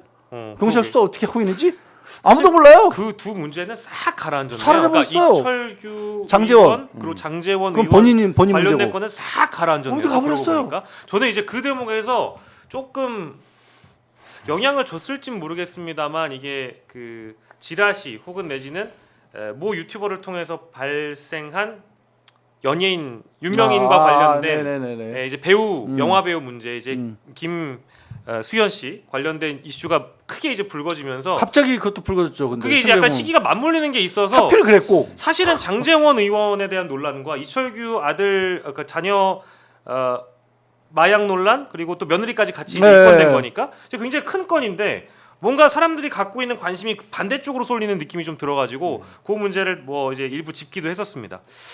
이 심우정 검찰총장 그 자녀에 대한 논란이 이제 새로운 의혹들이 좀 나오게 되면 이제 이것들도 우리 한겨레에서 좀 취재를 뭐 수사가 필요한 상황이 된 것 같아요. 장학금 논란이 있었잖아요. 그러니까 네. 문과생인데 이과생이 받는 장학금을 받았는데 거기 아버지 직업을 적어서 논란이 됐었거든요. 그리고 지금 이제 대출 문제가 인사청문회에서 했었는데 어쨌든 뭐 유야무야 넘어갔고 그다음에 지금 채용까지 온 거기 때문에 그러니까 뭐 지금 뭐 조국 의원 말씀하셨지만 사실 이 정도면 윤석열 특수부의 시각에서 보면 그림은 다 나온 거죠. 수사 진짜 앞서 들어가야죠. 이 정도면 그런 거고 이게 뭐 어쨌든 현재 검찰총장이기 때문에 언론과 수사기관들이 이 부분에 접근할 필요가 이제 뭐 강하게 제기됐다 이렇게 보여집니다. 네. 그러니까 우리 국민들이 가장 분노하는 대목은 이제 형평성에 대한 부분이 일단 제기가 되면 그러니까 특정인에게는 과도한 수사가 몰리고 뭐 이제 정치적 기소가 되는 부분에 대한 문제의식도 덜어 가지시지만 어떤 사람은 전혀 이제 문제 삼지 않는 부분도 우리가 함께 다뤄줘야 될 부분이 있다라는 차원에서 만약에 이 심우정 검찰총장 자녀에 대한 뭐 국립외교원이나 뭐 이거 사실 외교만뿐만 아니라 그 뒤에 보니까 외교부 문제도 다시 또 하나가 있어요. 근데 외교부 문제는 사실 요거는 이제 요거 하나만 얘기해드리면 굉장히 좀 분노스러운 부분이네요. 실제 면접까지 다 진행해서 선발된 최종 1인을 불합격 처리를 해서 이런 특혜를 만약에 줬다라고 한다면 이제 심우정 검찰총장의 자녀에게 근데 이거는 진짜 좀 심각하죠. 이건 수사 대상이라고 보고 심우정 검찰총장에 대한 부분은 좀 많은 언론에서 주목해서 취재해 주셨으면 좋겠다는 생각이 듭니다. 자, 그리고 저희가 오늘 관련된 정치권 소식으로 넘어가면 주제가 훨씬 더 많은데 앞에서 조금 시간을 많이 써가지고 빨리빨리 좀 넘어가 볼 텐데요. 일단 오세훈 서울시장이 저는 이거 이제 본인이 수사를 받기 직전에 일단 민주당과 한번 강하게 배틀을 한번 떠보겠다라는 의지인지는 모르겠으나 광화문에 천막 당사를 설치한 민주당의 이 천막을 전부 다 치워버리겠다 이제 이런 조치를 하겠다라는 거 아니겠어요? 그러니까 오세훈 시장의 이런 강경한 태도와 입장은 정치적으로 당연히 해석해야 될 부분이 있겠죠. 정치적으로 당연히 해석하고 지금 법적으로는 빠져나갈 어떻게 보면 구멍이 안 보이는 상황이잖아요. 오늘 또 새로운 폭로도 나왔었고 하기 때문에 지금 뭐 오세훈 시장도 그렇고 홍준표 시장도 그렇고 강하게 말을 내는 건 항상 자기를 대선 후보급으로 띄우는 겁니다. 대선 후보급으로 띄워서 지금 어찌 보면은 이 국민의힘 내지는 보수를 지지고 지탱하고 있는 극렬 지지자들 이런 사람들이 지지를 나에게로 향해 주기를 그렇게 하기 위해서 제일 할 수 있는 일이 뭐가 있을까? 사실 이 지금 계엄 정국에서 오세훈 시장 했던 일도 없었고 눈에 띈 일도 없었어요. 엉뚱하게 부동산 건드려가지고 지금 욕만 엄청나게 먹었던 것밖에 없으니까 근데 가장 확실한 거 하나 있네. 민주당 괴롭히면 되겠구나. 그러면 뭐 기사는 더 많이 나올 기사도 거고. 나올 거고 그러면 광장에 있는 광화문에 나오고 아스팔트에 집회하는 사람들이 나에게도 힘을 실어주겠구나. 라는 기대밖에는 지금 그럴 게 없다라는 생각을 한 것 같아요. 저도 뭐 오늘 하루 언론을 타보겠다라는 의도 외에는 서울시장이 지금 이 광화문에 설치된 광장을 어떻게 철거합니까? 뭐 서울시장이 경찰력이 있습니까? 뭐가 있습니까? 어떻게 그 철거합니까? 서울시장이 경찰에 협조를 구하면 그 천막을 치울 수 없는 것이냐라는 질문을 제가 받은 적이 있는데 그건 불가능할 거라고 대답을 했거든요. 네, 그러니까 이거는 서울시장이 할 수 있는 일이 아니고, 그러니까 기본적으로 이거를 뭐 서울시장이 할 수 있는 물리력이 있다고 해도 국회의원들이 거기 앉아 있는 천막을 가서 어떻게 철거할 겁니까? 그러니까 이거는 불가능한 일인데 말씀하신 대로 그 이 광장에 모여 있는 그러니까 지지자들을 향해서 그러니까 탄핵에 반대하는 지지자들을 향한 메시지라고 봐야 되고 이거라도 이제 내야 언론에 이름이 오르니까 그런 뭐 행태 일환이라고 봅니다. 네.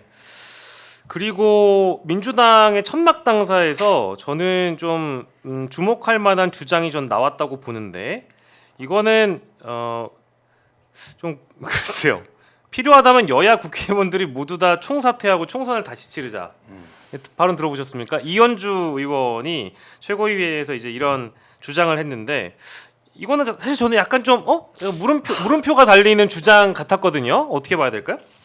저는 사실 취지를 잘 모르겠어요. 약간 왜 이런 말씀을 하셨을까 이현주 의원이 물론 이제 이게 뭐 국민적인 심판을 받아보자라는 네. 그런 취지였다라면 예. 모르겠는데 지금 이 상황에서 굳이 이 가뜩이나 지금 이 정치로 가서는 안 될 문제들을 정치 영역으로 끌고 왔다라는 부분이 이 계엄 정국 이후에 저는 대한민국이 가장 문제가 생겼다는 부분이라고 보거든요. 그 얘기를 아까 헌법재판소 재판관들 연구 얘기하면서도 했잖아요. 네. 그렇게 봐서는 안 될 부분들이 생기는데 자꾸 정치 영역으로 갖고 민주당으로서는 사실 이 계엄과 관련해서 잘 하려고 추진을 잘 해왔어요. 당연히 계엄을 일으키고 했던 이 국민에게 내란을 일으킨 그 윤석열이라는 사람을 파면해야 되는 거고 단죄해야 되는 거니까 거기에 총력을 쏟은 건 맞는데 그 총력을 쏟은 걸 가지고 정치는 팽개치고 있다라는 식으로 거꾸로 프레임을 걸고 나왔고 그게 잘못해서 이제 어떻게 보면 어느 정도 먹혀서 네. 그게 또 정치 영역으로 가버렸고 그러다 보니까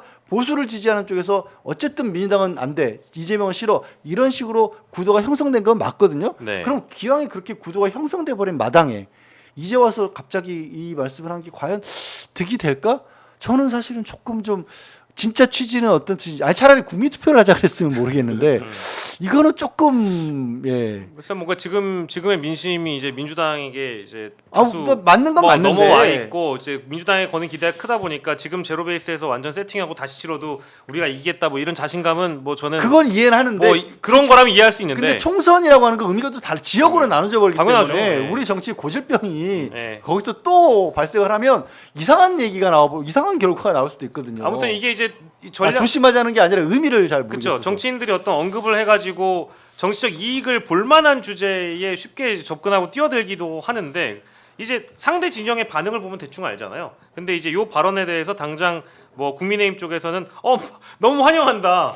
발언 지지한다. 더 잃을 것도 없는데 총사퇴하자. 다 하자. 그러니까 김민전 의원이 그랬다는군요. 저는 이게 뭐 나름 우리가 내란 사태도 해결하지 못하는데 국회를 운영해서 뭐 하냐, 그러니까 다 네. 사퇴해버리자 이럴 거면 국민의 뜻을 다시 묻자 이런 이제 정치적 수사인데, 그러니까 이거는 제가 보기에는 오늘 시점에서는 불필요한 수사였고 예. 늘 거듭 말씀드렸지만 헌재 결정에 승복해야 되는 딱 한 사람 누구다? 윤석열이죠. 윤석열이죠. 지금 만약에 사퇴라는 카드를 쓸 수 있다면 네. 써야 되는 단 한 사람 누구다? 윤석열입니다. 지금이라도 국론은 이렇게까지 분열되고 나라가 이 지경이 났는데 네. 대통령까지 지낸 분이 헌재 결정 나기 전에 스스로 내가 하야겠다라고 얘기를 해야 되는 사람도 윤석열뿐이다 이렇게 생각합니다. 저는 이제 그 좀 구분해서 볼 게 제가 기억하기로는 윤상현 의원이 이제 지금의 어떤 전국에 대한 타겟책으로서 국민의힘 의원 총사퇴를 얘기했던 건 그때 여야 모두가 아니라 여당만 총사퇴하는. 그거는 윤상현 의원이 내란이라는 혐의 내란 네. 이 매일 이제 말하자면 보도되고 이런 상황에서 국면을 바꿔보자. 그렇죠. 이런 차원에서. 네, 그건 했던 국민의힘만. 얘기지. 네, 그렇죠. 근데 이거는 여야 모두라고 주장한 거지 이현주 의원 주장인 거고. 그러니까 이현주 의원은 그거예요. 우리가 이렇게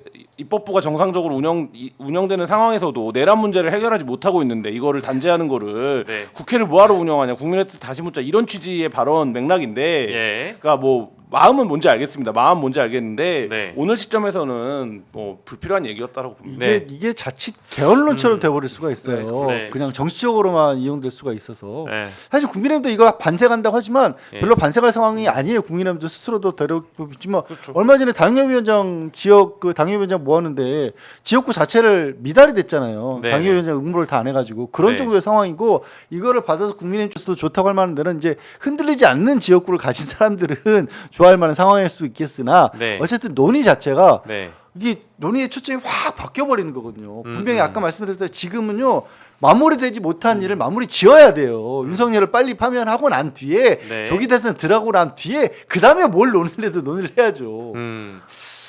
자, 아 맞다. 아까 그거를 못 여쭤봤네요. 오세훈 시장 언제 소환될까요? 글쎄요, 뭐 대통령 파면 이유겠죠, 이것도. 하면 이후에요? 네, 아니 근데 네. 왜냐하면은 지금 김종인 위원장까지 소환 조사한 걸로 알고 있고 네. 소환 조사 예정인가요? 아니면 저기 조사한다고 그랬던 걸로 기억을 제가 하고 있고. 근데 서울시장 정도를 소환을 하려면 사전에 조율하는 과정들이 좀 있어야 될 거고 검찰 입장에서도 보면 수요일 날 이재명 대표에 대한 재판이 있고 네. 목금 중에 어쨌든 헌재가 결정을 하고 그러면 또 뭐 그거에 대한 어떤 조기 대선이나 이런 게 뭐 이루어지고. 하루 이틀 시간이 흐를 거고 뭐 하면 이 서울시장 정도를 포토라인에 세우는데 스포트라이트를 받는 날 세워야겠죠. 근데 그거를 뭐 예를 들면 그렇지 않은 날 부르면 또 그게 문제가 됩니다. 왜 말하자면 오늘처럼 뉴스가 많은 날 서울시장을 불렀냐 이렇기 때문에 어느 순간 모르게 포토라인하고 지나갔다라고 하면 네, 안 안 되니까. 되니까 이제 받으니까. 네, 저는 이제 그런 문제들도 있을 거가 헌재도 정치적 고려를 하는데 검찰이야말로 이 정치적 고려만 하는 집단인데 네. 그런 고려가 있을 그러니까 거라고 조기 대선 봅니다. 일정이랑 관계없이 오세훈 시장에 대한 소환은 할 수 있다라는 식의 어떤 검찰 쪽 발언이 제가 일부 보도에서 봤는데 네. 이제 그거는 그냥 어디까지나 그 자신들이 정치와는 무관하게 수사하겠다라는 그냥 뭐 어떤 그거 선언적인 의미, 네, 그렇죠. 원론적인 발언, 네. 예 그렇게 하는 말이죠. 하는 말이에요. 하는 말이죠. 알겠습니다. 저희가 지난주에 사실 화제가 됐던 지난주 금요일에는 김성훈 그리고 이광우 본부장의 영장 기각 소식이 너무 컸는데 그날 사실 좀 이렇게 하하호호 웃으면서 다뤄볼 만한 주제였던 게 있어요. 이재명의 망원론, 명언집, 망원집. 명언집이죠. 아니 그러니까 망원집이라고 되어 있는데 읽어보니 이게 명언집. 뭐가 망원인지 모르겠다라는 대목이거든요. 저희가 이제 한 9장 정도 준비를 했는데 굉장히 많은 뭐 이른바 망원이라고 하는데 실제 망원인지 한번 보시죠. 세계 10대 저게요. 저게 아마 첫 페이지인가 두 번째 페이지에 있는 거예요. 왜냐면 제가 저 138가지의 이재명의 그림자를 다 읽어봤거든요. 아 그래요? 저 다 봤어요. 다 봤는데 저게 아마 두 번째 페이지에 있는 경제 파트일 겁니다. 세계 10대 경제 강국이고 무역 흑자 세계 5대 강국이었던 대한민국이 1년 10개월도 안 되는 이 기간에 북한보다도 못한 200위 대 무역 적자 국가가 되고 말았다. 2024년 4월 6일 총선 유세 현장에서 저런 발언을 했다고 하고 저게 일부 보도로 실제 저런 그 조사가 있었습니다. 예. 망언인가요?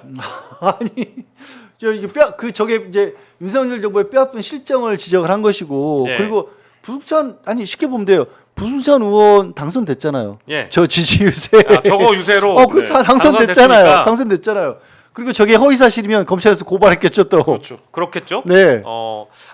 이건데 진짜 그 김한 기자님은 누구보다 객관적이신 분이니까 진짜 저게 망언인지 명언인지는 평가해 주셔야 돼요. 저거가 망언이냐 명언이냐를 따지는 건 의미가 없어요. 이거는 네. 의미가 없고 네. 정치 관련된 홍보서 중에 개론서 중에 제일 유명한 책이 코끼리는 생각하지 마라는 예. 언어 프레임에 관한 책인데 저는 지금이라도 국민의힘이 저거를 기획하고 결제한 사람들 다 날려야 된다고 봅니다. 왜냐면 원내대표실이에요 저거는. 예, 예? 네? 전 원내대표실에서 만든 날려야 된다고. 왜냐면 원내대표실 큰일 났네. 홍보 전략을 짤 때 네. 상대를 공격해도 상대 거가 홍보가 되는 거예요. 그렇기 때문에 열세 주자들은 더군다나 네. 열세 주자들이 우리가 1위를 공격하면 1위랑 우리를 대등하게 봐주지 않을까라는 홍보 전략을 짜는데 네. 그러면 소비자들의 머릿속에 뭐만 남냐면 1위 상품만 남습니다.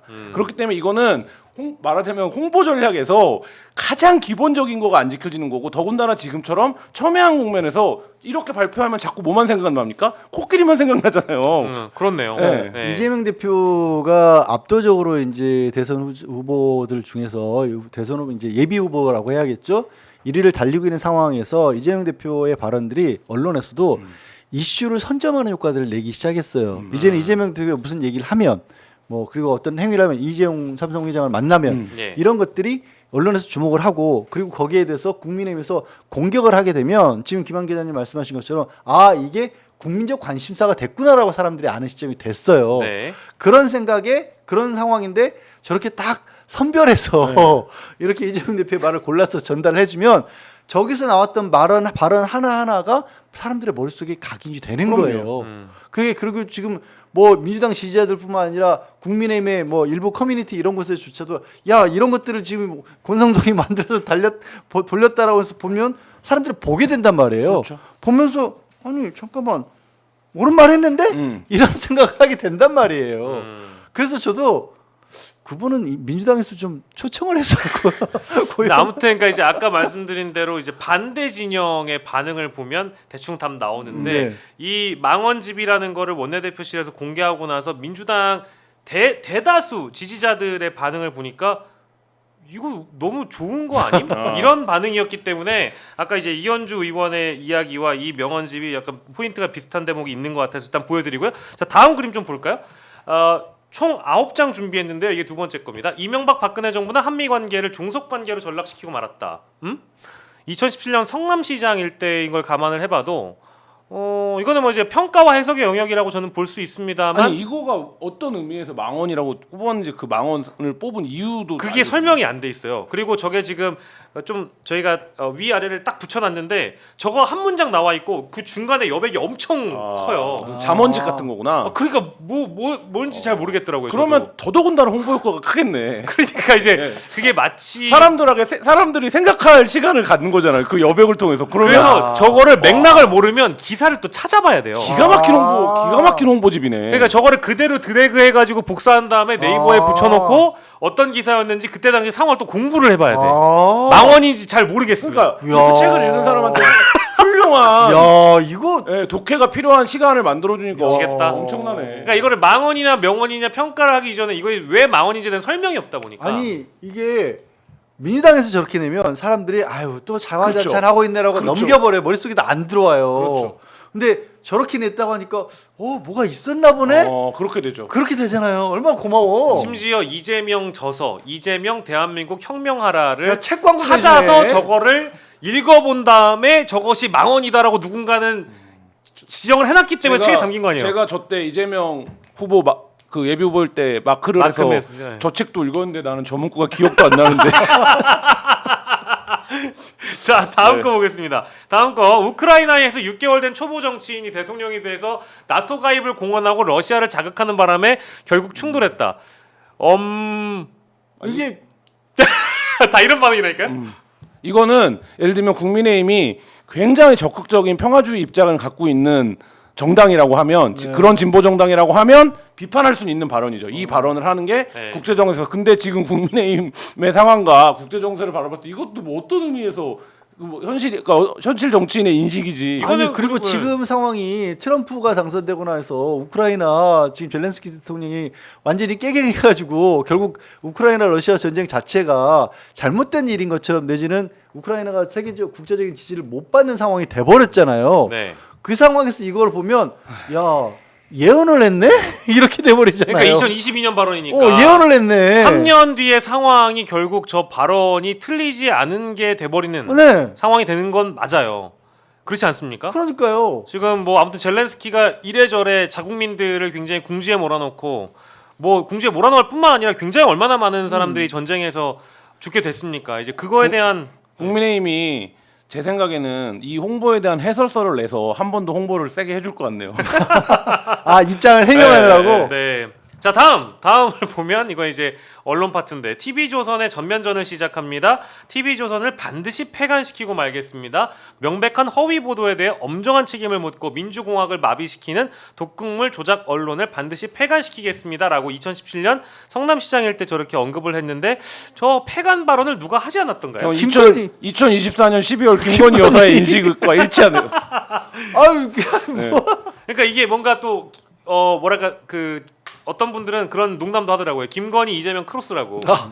이게 어떤 한 특정 언론에 대한 적대적인 언론관을 드러냈다라고 비판하는 분들도 일부 있을 수 있지만, 근데 이게 어쨌든 김건희 여사와 관련된 언급이 되는 거니까요. 오. 그리고 다음 것도 비슷해요. 조선일보 얘기네요. 네, 조선일보 이야기고요. 저건 이제 노무현 전 대통령이 과거 했던 발언. 말이죠. 예. 네, 저거를 이제 오마주하는 거라고 저는 보고. 아니 이게 약간 김한 기자님이 이런 거 하지 말라 그랬는데 약간 예언서처럼 읽히는데요. 예. 이미 시대를 몇 년씩 앞서가면서 이런 일을 예언한 것처럼. 그러니까 이게 저걸 읽고 나서 밑에 있는 시기를 보면. 네. 이거는 좀 패착 같은데 망언이라고 잡아놓은 게 이런 생각이 들고요. 저건 이제 노원구 유세 현장에서 이제 사드 재배치 논란이 있었을 당시의 시기인데요. 선제 타격했다고 위험해서 갈등 고조시키고 수도권에 사드가 왜 필요합니까? 위기를 조장해서 표를 얻겠다고 하는 신형 북풍, 신종 총풍. 여러분 이것만 막아도 주가지수 5천 만들 수 있습니다. 사드 배치. 그런 의미에서 망언이라고 했는데 저거만 안 하면 주가가 만 가는데 5천밖에 안 간다고 5천밖에 안 해가지고요? 불렀다. 야. 그런 거 같네. 또 다른 이제 재해석을 해주시는 거고, 다음은 이제 언론중재법 개정안을 두고 5배로는 약하다, 고의적 악의적 가짜 뉴스를 내면 언론사를 망하게 한다고 생각할 정도로 강력히 징벌해야 된다라면서 이제 징벌적 손해배상제가 들어간 이제 언론중재법 개정안을 언급을 한 것 같아요. 이거는 윤석열 대통령의 신념 같은 거 아닙니까? 야 정말. 예. 다음 이제 거의 다 왔습니다. 창의와 자율의 핵심인 첨단 과학기술 시대에 장시간의 억지 노동은 어울리지 않는다. 첨단 기술 사회로 가려면 노동 시간을 줄이고 주 4~5일제를 거쳐 주 4일 근무 국가로 나아가야 한다.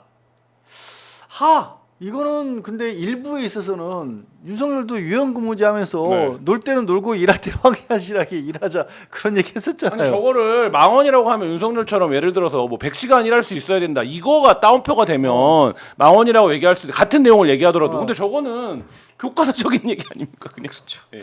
그러니까 이제 망언 명언을 따지기 전에 이제 왜 망언인지에 대한 설명이 없어서 이제 마지막이고요. 이거 이제 꽃게밥 발언입니다. 이제 최근에 있었던 그 발언이었고 저게 아마 8장에 가면 그러니까 1장부터 10장까지 파트를 나눠서 돼 있는데 그 중에 이제 뭐라고 해야 돼? 막말 파트가 있어요. 막말 파트에 아마 있었던 발언 같은데요.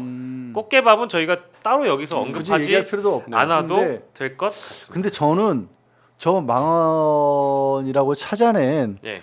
뭐 편찬위원이라고 해야 될까요? 원내대표실의 편찬위원들.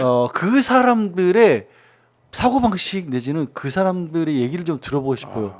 너는 왜 이런 것들을 망언이라고 생각하고 있느냐? 그러면 지금 국민의힘의 집단적 사고 방식의 단면 같은 걸 좀 볼 수 있을 것 같아요. 그래서 왜 이 국민의힘이라고 하는 어쨌든 그래도 나름대로의 보수의 역할을 가져왔던 보수의 중심이었던 집권 여당이 이렇게까지 망가져 버렸는지가 저런 것들을 망언이라고 뽑아내는 사람들의 의식에서 좀 찾아볼 수 있지 않을까. 굳이 궁금하진 않아요. 지금 쳐다보기도 싫긴 양조열 한데. 변호사님께서 해설서의 출간을 요구하고 계십니다. 아니 저도 나왔으니까 일단 본다고 네. 어제 이제 저 망언집이라고 하는 것을 처음부터 끝까지 다 읽는 인터넷 방송을 했는데 3시간 반 걸렸어요. 왜냐면 이제 한 장 넘길 때마다 모르면 쳐보고 앞뒤 맥락 살펴보고 어떤 아이고. 식인지 보고 야. 그러니까 막 구독자님들이 뭐 알려주시고 이건 이러는 거다라고 하는데 그것도 비교해보고 하는데 3시간 30분이 걸린 거예요. 근데 다 보고 나니까 일부 정치인으로서 약간 뭐랄까 그 좀 강도 센 표현이라든지 맞습니다. 혹은 지금의 시대상에 비춰봤을 때 뭐랄까 이제 약간 논란의 여지? 논란의 여지가 있을 만한 발언들 일부 제외하고 한 136가지의 그림자 정도로 되는 걸로 일단 결론 내렸거든요. 136가지의 그림자가 아니라 2가지의 그림자 정도로 일단 정리를 했는데 근데 진짜 이거는 뭐 반대 진영의 반응을 보면 대충 감이 오는 것이다라고 우리가 정리할 수 있겠습니다. 참 오늘 다양한 주제들 좀 길게 달려왔고 지난주 금요일에 못했던 주제 그리고 오늘 일부 이제 논란이 됐던 주제들 함께 다뤄봤습니다. 정치 라이브에서는 이렇게 여러분들과 다양한 주제를 가지고 이 시간에 여러분들이 주무시기 전에 좀 꼭꼭 씹어가지고 해설해드리는 시간을 갖고 있습니다. 오늘 좀 무기력하게 느끼셨던 하루를 이렇게 정치 라이브와 함께 웃으면서 날려보내실 수 있었던 시간이었으면 좋겠고요. 오늘 월요일 시간이었습니다. 끝까지 시청해주신 여러분들 너무너무 감사드리고 오늘 양지열 변호사님 그리고 김환 기자님과 함께 오늘 이 시간 함께했습니다. 월요일 정치 라이브였습니다. 저희는 내일 이 시간에 다시 돌아오도록 하겠습니다. 여러분 고맙습니다. 감사합니다.